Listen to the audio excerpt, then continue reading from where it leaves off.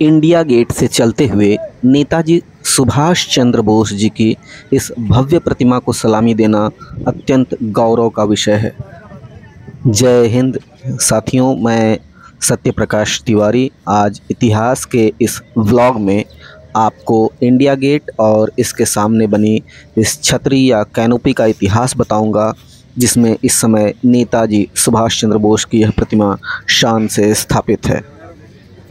एक था imperial war Graves commission, जिसका नाम बदलकर कॉमनवेल्थ वॉर ग्रेव्स कमीशन रख दिया गया। इसी के आदेश से निर्मित कई ब्रिटिश स्मारकों में से एक है इंडिया गेट। इसके वास्तुकार थे सर एडविन लुटियंस, जो एक अंग्रेज़ थे जिन्होंने कई अन्य युद्ध स्मारकों को डिज़ाइन किया था, और वह रायसीना हिल्स पर बनी नई दिल्ली के प्रमुख योजनाकार भी थे। इंडिया गेट को अक्सर पेरिस में बने आर्क डी ट्रियम्फ के समान दिखने वाला बताया जाता है, जैसा कि आप इस चित्र में यहाँ देख पा रहे हैं। सन 1836 में बना आर्क डी ट्रियम्फ उन लोगों को सम्मानित करता है जो फ्रांसीसी क्रांति और नेपोलियन युद्धों के दौरान फ्रांस के लिए लड़े और मारे गए। इसकी आंतरिक और बाहरी सतहों पर सभी फ्रांसीसी जीत और जनरलों के नाम अंकित हैं। तो आइए फ्रांस के आर्क डी ट्रियम्फ से मिलते जुलते भारत के इंडिया गेट पर चलते हैं। नई दिल्ली के केंद्र में स्थित इंडिया गेट 42 मीटर ऊंचा है। यह लगभग 70,000 भारतीय सैनिकों को याद करता है, जिन्होंने प्रथम विश्व युद्ध के दौरान ब्रिटिश सेना के लिए लड़ते हुए अपनी जान गंवा दी थी। इंडिया गेट के टॉप पर इंडिया शब्द लिखा हुआ है। उसके दोनों तरफ रोमन अंकों में तारीखें लिखी हैं, 1914 और 1919। ये विश्व युद्ध के वर्षों को दर्शाती हैं। स्मारक में 13,220 ब्रिटिश भारतीय सैनिकों के नाम अंकित हैं, जो फ्रांस और फ्लैंडर्स, मेसोपोटामिया, फारस, पूर्वी अफ्रीका, गैलीपोली और निकट पूर्व एवं सुदूर पूर्व की अन्य जगहों पर तथा तीसरे अफगान युद्ध में भारत में या उत्तर पश्चिमी सीमा पर शहीद हुए। इंडिया गेट का पूरा नाम all India war memorial arc है, जिसकी आधारशिला ड्यूक ऑफ कनॉट ने 1921 में रखी थी। ड्यूक ऑफ कनॉट का नाम प्रिंस आर्थर था, जो तत्कालीन ब्रिटिश किंग जॉर्ज पंचम के चाचा थे। इस स्मारक का उद्घाटन 10 साल बाद तत्कालीन वाइसरॉय लॉर्ड इरविन ने किया। दिसंबर 1971 के भारत पाकिस्तान युद्ध में अपने प्राण न्यौछावर करने वाले सैनिकों की देश को याद दिलाने के लिए इस आर्क यानी मेहराब के नीचे अमर जवान ज्योति तत्कालीन प्रधानमंत्री श्रीमती इंदिरा गांधी द्वारा 26 जनवरी 1972 को स्थापित की गई। इस अमर जवान ज्योति को अब प्रधानमंत्री श्री नरेंद्र मोदी द्वारा स्थापित नेशनल वॉर मेमोरियल में जल रही ज्योति में समाहित कर दिया गया है, जो यहाँ से 100 मीटर की दूरी पर नेताजी सुभाष चंद्र बोस की मूर्ति के ठीक पीछे है। आप नेशनल वॉर मेमोरियल के बारे में ज़्यादा जानकारी के लिए मेरा एक अन्य YouTube वीडियो देख सकते हैं। लिंक इसी वीडियो के कमेंट बॉक्स में उपलब्ध है। 26 जनवरी 1950 की पहली गणतंत्र दिवस परेड वर्तमान नेशनल वॉर मेमोरियल के पीछे स्थित ध्यानचंद नेशनल स्टेडियम में हुई। उसके बाद की परेड कभी लाल किला और कभी रामलीला मैदान में हुई।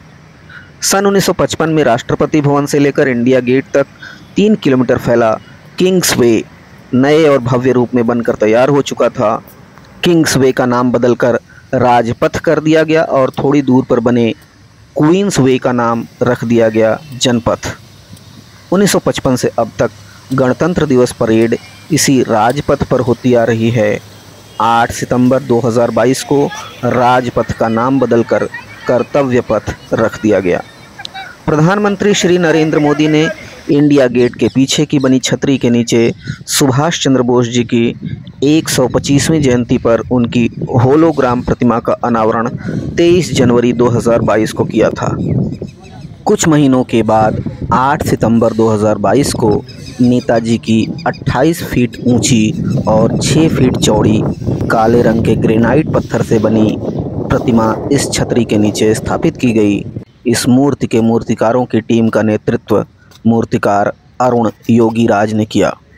अब आइए इस छतरी का इतिहास जान लेते हैं, जिसके नीचे अब सुभाष चंद्र बोस जी की मूर्ति स्थापित है।